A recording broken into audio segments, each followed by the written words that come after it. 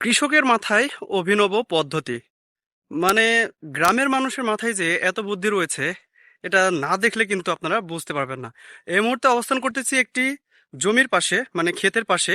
এখানে যে সিস্টেমটা আমি দেখলাম, দেখার পর আমি হতভম্ব। একটা মানুষের মাথায় বা একটা কৃষকের মাথায় এত বড় বুদ্ধি কিভাবে আসে? তো এই জমির পাশে শেষ কাজ চালানো হচ্ছে, মানে জমিতে সেচ দেওয়া হচ্ছে। আমি যদি আপনাদেরকে সেচ দেওয়ার পদ্ধতিটা দেখাই, তাহলে কিন্তু আপনারা অবাক হয়ে যাবেন। কথায় আছে না, এক ঢিলে দুই পাখি, ঠিক এরকম কিছু একটা।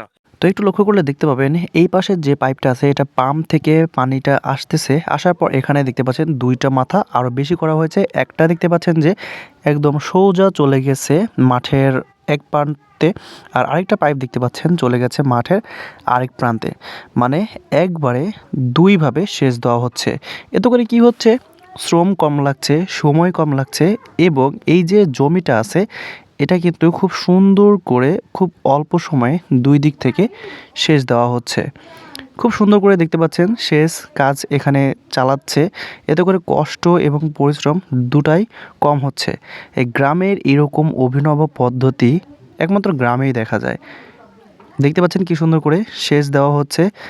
এইটা জমি দুইটা ভাগ হিসেবে সেচ দেওয়া হচ্ছে। এক পাশ থেকে এই যে এটা দেখতে পাচ্ছেন পেঁয়াজের যে লাইনগুলো আছে এই লাইনগুলো সেচ দেওয়া হচ্ছে, এবং এই পাশ থেকে দেখতে পাচ্ছেন পেঁয়াজের এই লাইনগুলো সেচ দেওয়া হচ্ছে।